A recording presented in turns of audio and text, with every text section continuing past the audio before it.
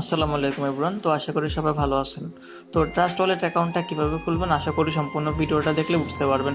তো trust wallet অ্যাকাউন্টটা খোলার জন্য আপনার হচ্ছে সর্বপ্রথম প্লে স্টোর আছে, যে প্লে স্টোরে চলে যাবেন। প্লে স্টোরে গিয়ে এখানে সার্চ অপশনে সার্চ করবেন, যে সার্চ বারে যে সার্চ করবেন ট্রাস্ট ওয়ালেট লেখে TRUST ট্রাস্ট ওয়ালেট লিখে সার্চ করলে অ্যাপ্লিকেশনটা হচ্ছে আপনি প্লে স্টোরে পেয়ে যাবেন। এখান থেকে কী করবেন, ইনস্টল করে নেবেন। হ্যাঁ, এই যেহেতু আমার এখানে কি ইনস্টল করাই আছে, তো এই যে ওপেন আছে ওপেনে ক্লিক করে দিলাম। তো আপনার হচ্ছে ইনস্টল করে নেবেন। তো ইনস্টল করার পর এরকম একটা ইন্টারফেস চলে আসবে। তো যেখানে এখানে প্রথমে লেখা আছে যে ক্রিয়েট এ নিউ ওয়ালেট, তারপর হচ্ছে অ্যাড স্টেন ওয়ালেট, দুটো অপশন আছে। এখন ক্রিয়েট এ নিউ ওয়ালেট যেটা, সেটা হচ্ছে আমরা নতুন করে কি ট্রাস্ট ওয়ালেটটা লগ ইন করবো বা নতুন করে অ্যাকাউন্টটা খুলবো। আর অ্যাড স্টেন ওয়ালেট যেটা আছে, এটা হচ্ছে আপনার পুরাতন যে ট্রাস্ট ওয়ালেট আছে ওটা নতুন করে লগ ইন করার জন্য। তো আমরা হচ্ছে কি সাধারণত হচ্ছে যে নতুন অ্যাকাউন্ট ক্রিয়েট করার জন্য হচ্ছে কি ক্রিয়েটে নিউ ওয়ালেট যেটা আছে এটার উপরে ক্লিক করে দেবো।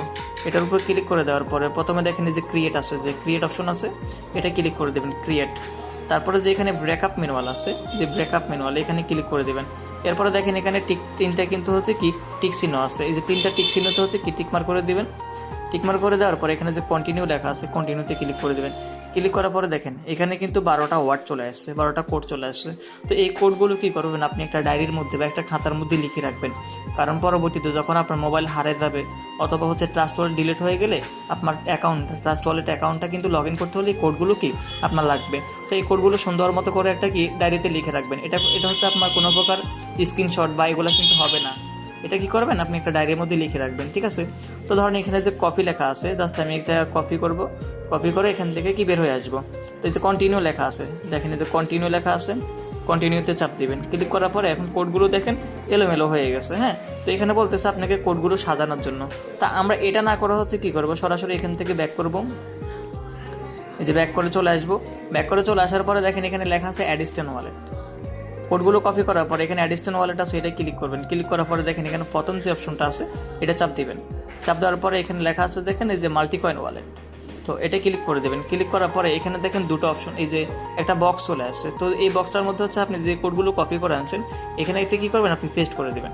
পেস্ট করার পরে এখানে দেখেন এই যে রেজিস্টার্ড ওয়ালেট, এটা চাপ দিয়ে দেবেন। এটা চাপ দেওয়ার পর হচ্ছে আপনার অ্যাকাউন্টটা কি অ্যাক্টিভ হয়ে যাবে। একটু সময় নেওয়ার পর অ্যাকাউন্টটা কি অ্যাক্টিভ হয়ে যাবে। তো এই ট্রাস্ট ওয়ালেটটা হচ্ছে আপনার সম্পূর্ণ এভাবে কি আপনারা খুলে দেবেন। এরপর আপনার যে পাসওয়ার্ডটা আছে, এখানে 6 ডিজিটের একটা পাসওয়ার্ড চাইবে আপনার। তো আপনি আপনার মতো করে কি একটা পাসওয়ার্ড দিয়ে দিবেন, যেটা আপনি মনে রাখতে পারবেন, ওই পাসওয়ার্ডটা কি আপনি দিয়ে দিবেন।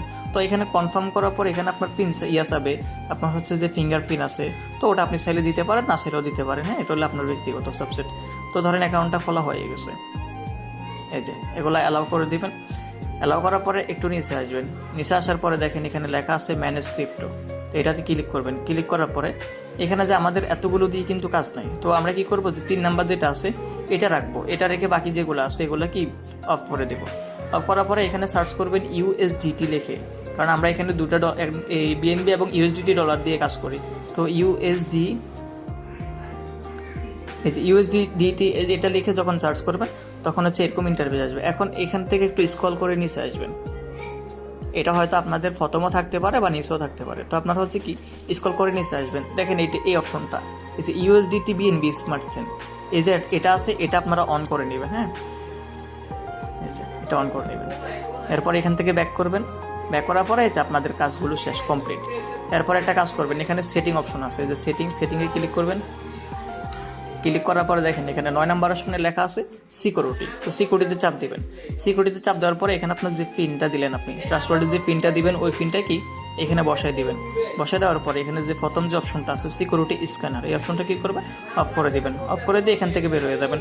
তো এই ট্রাস্ট ওয়ালেটটা আশা করি সম্পূর্ণ ভিডিওটা দেখে আশা করি বুঝতে পারবেন যে ট্রাস্ট ওয়ালেটটা কীভাবে আপনি খুলবেন। হ্যাঁ, তো ট্রাস্ট ওয়ালেট খোলাটা আমাদের কমপ্লিট, এতটুকু হচ্ছে কাজ। তো আশা করি সবাই বুঝতে পারছেন ট্রাস্ট ওয়ালেটটা কীভাবে খুলবেন। তো সবাই ভালো থাকেন, সুস্থ থাকেন। আজকের জন্য ভিডিওটা এই পর্যন্তই। হ্যাঁ, আল্লাহ হাফিজ।